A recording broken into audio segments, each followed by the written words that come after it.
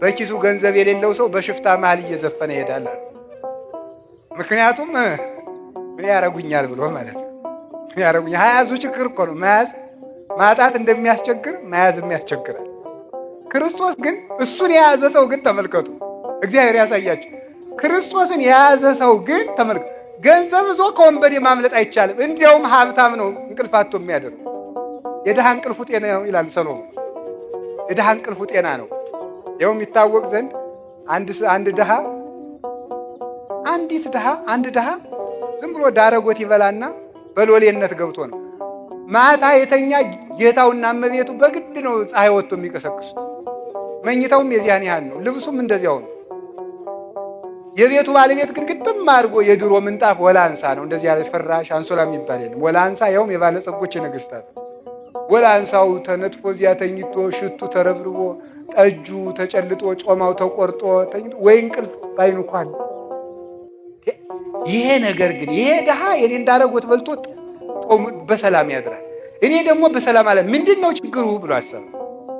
አይ ይሄማ አስበው ገንዘብ ነው መሰል። ይሄን ምን ላድርገው? እነገሌ ሊዘርፉ የሚመጡስ ገንዘቡን አልሰጥም ስል ቢገሉኝስ እያልኩ ነውና እስቲ ያ መሆኑን ለማወቅ ለሱ 300 ብር ልስጠው ብሎ ሰጠው።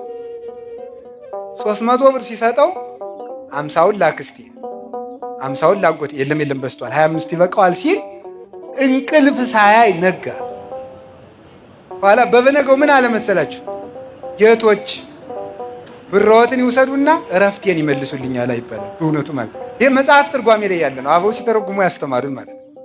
ስለዚህ የምነግራችሁ ምንድን ነው በእውነቱ ማለት ነው፣ የዚህ ዓለም ነገር ከሞት አያድን፣ ከገንዘብ ከወንበዴ አያድን። ክርስቶስ ግን ወንበዴ ቢመጣ እንኳን ከወንበዴ ያድናል። አንበሳ ቢጮህ ከአንበሳ ያድናል። እሳት ቢነድ ከእሳት ያድናል። ገንዘብ ይዞ ገብቶ እሳት ደና የወጣ የለም። በገንዘቡ ምክንያት ከእሳት የተወረወረ ይኖራል እንጂ ገንዘብ ይዞ ወንበዴን ያሸነፈ የለም፣ ወንበዴ የመጣበት እንጂ።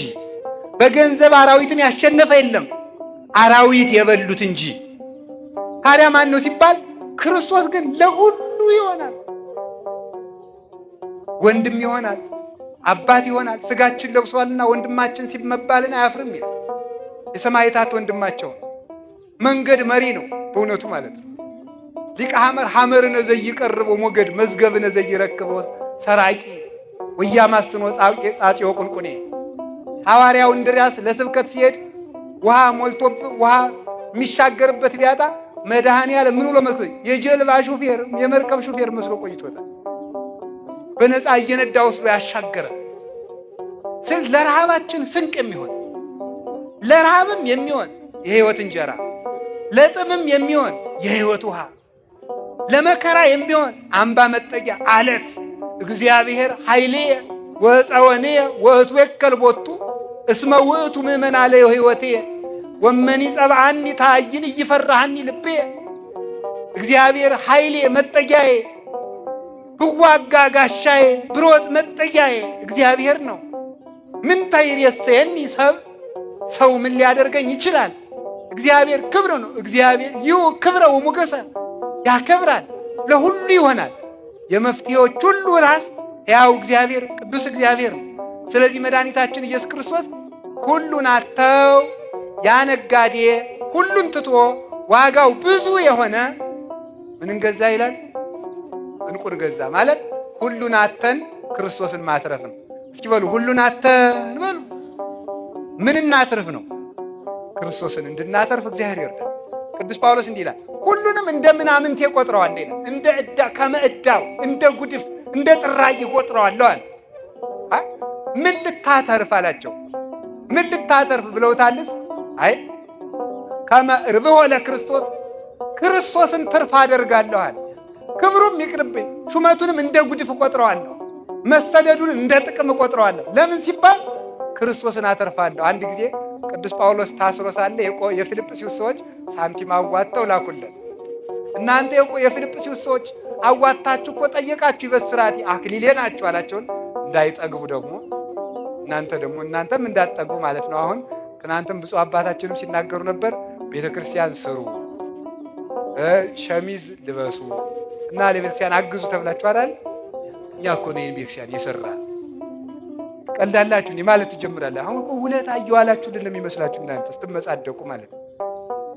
አሁን እግዚአብሔር ያሳያችሁ እማምላክን። አሁን እግዚአብሔር ድንጋዩን ናፍ ተፈለጥ ቢለው አይፈለጥም? ይፈለጣል። ድቀቅና ሸዋውን ቢለው ይሆናል? አይሆንም? ውሃውን ደግሞ ሂድና በጥብጥ ቢለው አይበጠብጥም? ይበጠብጣል። ደግሞ ያንን እርጋና ኮንክሪቱን ቢለው ይሆናል? አይሆንም? ሂድና በልጽራጽዮንን ስራ ቢለው ይሰራል? አይሰራም? ነፋሱን ተሸከም ቢለው ይሸከማል? አይሸከምም? እግዚአብሔርን ስራ መልአክን ስራ ቢለው አይሰራም? ይሰራል? ይሰራል። ግን እኛን ለማጽደቅ ይለምናል። እንዲሁ እኮ ይገርማል እኮ እግዚአብሔር ለምኖ እንዲሁ የእሱ ነገር ምን ይባላል? አሁን እመቤታችንን ተቀበለ። የበኩር ልጃችሁን ስጡኝ ይላል በብሉይ ኪዳን። የበኩር ልጃችሁን ስጡኝ ያለ የሐናና ኢያቄም የበኩር ልጅ ድንግል ማርያም ሰጡ። ተቀበለና ደግሞ መልሶ የዓለም እናት አድርጎ ሰጣቸው። እንዲህ ነው እግዚአብሔር በትንሹ ይቀበል። አፏ ያልፈታች ልጅ ተቀበለና ሰዓሊተ ምሕረት አድርጎ ሰጣቸው። አበርክቶ የሚሰጥ አሳድጎ የሚሰጥ አልቆ የሚሰጥ አግኖ የሚሰጥ ያው እግዚአብሔርን ማትረፍ ትልቁ ነገር በሕሊናችን ሁሉ ኑሮ ምስጋናን፣ እልልታን፣ ጭብጨባን፣ መሞገስን ሳይሆን ክርስቶስን አትርፈን እንድንመለስ እግዚአብሔር ይርዳል። አሜን በሉ። ለዚህ ጨምሩ አሜን በሉ። አሁን ተመልከቱ እስቲ መብራት ይግባልን በሉ። ገብቷል ባህር ዳር ነው ችግር የለም። እስቲ በሉ መብራት ይግባልን በሉ በሉ እንደገና። እሺ መንግስት መብራት አግብቶ ውሃ አይተው ምክንያቱም መብራት አይጠጣም በሉ። ክርስቶስ ግን የዓለም ብርሃን ነው፣ እንደገና ደግሞ ውሃ ነው። ለሁሉ ችግር ይሆናል ክርስቶስ ማለት። የዚህ ዓለም ነገር በአንዱ ስንፈታ በአንዱ መቀደድ፣ በአንዱ ስንቋጥር በአንዱ መፍሰስ ችግር ነው የዚህ ዓለም ነገር። ቤት ሰራው ስንል አጥሩ ቀረ ይባላል። እንጠር ስንል ከጎረቤት ጋር ጠብ ይመጣል። የዚህ ዓለም ነገር ማፍሰሻው ብዛት። ክርስቶስ ግን ተጨማሪ ችግር የሌለው ክብር ነው። እሱ ችግር የማይፈጥር መፍትሄ እግዚአብሔር ነው። አሁን እኮ ታውቃላችሁ አይደል? ምንድነው የምትሉት? ለጨጓራ ይሄንን መድኃኒቱ ለኩላሊት ይላል። ካበዛው ደግሞ ያው ኩላሊትህ በትንሹ ሊጎዳ ይችላል ይላል። ደግሞ የጨጓራው ኩላሊትን ሳይነካ አይሆንለትም። የኩላሊቱ ጉበትን ሳይነካ አይሆንለትም። ክርስቶስ ግን አንዱን ሲያድን ሌላውን አይሰብርም። ለሌላውም ተጠንቅቆ ጭምት ከጭምትነቱን የተነሳ የጧፍ ኩስታሪን አያጠፋም። የተቀጠቀጠ ሸምበቆን አይሰብርም ተብሎ የተነገረለት ፍጹም ጭምት ነበር። አሁን በክርስቶስ ስም የሚሳደቡት ሁሉ እንዴት እንደማያፍሩ ያሳዝናል። እሱ ገመና የሚሸፍን የጸሐፍት የፈሪሳውያንን እንኳን ገመና የሚሸፍን እናንተ እኮ አታውቁ። እስቲ እግዚአብሔር ያሳያችሁ። አሁን እኔን ስሰርቅ ብታዩኝና መጀመሪያ ሲል ሌላ ቄስ መከራ ከማሳይ ነው።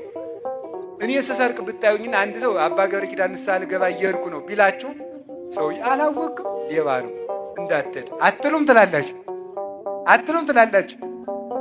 ጌታ ግን የብሉይ ኪዳን ካህናት ሌቦች እንደሆኑ ያውቃል። ለምጻሙ መጥቶ ከሱ ከተፈወሰ በኋላ ሂድና ራስን ለካህኑ ሰው ለዚያ ሌባ ቄስ እኮ ነው፣ ለፈሪሳውያን እኮ ነው። ለፈሪሳውያን ለእነዚያ ገመናቸውን ሸፍኖ የሰው ገመና ያጋልጥ ገመና የሚሸፍን ከባቴ አበሳ ለፈለጉት ሁሉ ቅርብ ሰው የማይመርጥ ለሁሉ የሚበቃ እግዚአብሔር ነው። መድኃኒታችን ኢየሱስ ክርስቶስን በጧትም በማለዳም እሱን እንደምንወድበት ልቡና ይስጠን። ጨምሩ አሜን በሉ። እንደገና ጨምሩ። ትርፋችን ማን ነው? ስትጸልዩ አሁን እንግዲህ የምታስቡት ፊት ለፊታችሁ ማን እንዳለ እያስባችሁ ነው። አንድ የበረሃ አባት፣ የኔ የበረሃ አባት ተጠንቀቁልኝ፣ ሲናገር ምን ይላል መሰላችሁ? እንዲህ ይላል፣ ትልቅ ሰው የምልህ በጸሎት ጊዜ ልብህን ከእግዚአብሔር ጋር ያገኘሁት እንደሆነ ነው። ትልቅ ሰው የሚባለው እሱ በጸሎት ጊዜ ፊት ለፊቱ እግዚአብሔር እንዳለ የሚያስብ፣ በመከራ ጊዜ እግዚአብሔር እንዳለ የሚያስብ፣ አጠገቡ እንዳለ የሚያስብ ሰው በሕይወቱ በሚያደርገው ሁሉ ድርጊት እግዚአብሔርን እያየ የሚሰራ፣ ሲበላ እግዚአብሔርን እያየ የሚበላ፣ ሲናገር እግዚአብሔርን እያየ የሚናገር፣ ሲሰጥ እግዚአብሔርን እያየ የሚሰጥ፣ ሲተኛ እግዚአብሔርን እያየ የሚተኛ ወበምስካበ የኔ ይዘከረከ ይላል ዳዊት። በመኝታዬም አስብሃለሁ እያለ ሲነቃ እግዚአብሔርን እያሰበ የሚነቃ። አሁን ሰው ሲነቃ ከባንክ ያለበትን ዕዳ እያሰበ ነው የሚነቃው። እግዚአብሔርን እያሰባችሁ ንቁ። እግዚአብሔርን እያሰባችሁ ተኙ። እግዚአብሔርም ደግሞ እረፍት ይሰጣችኋል።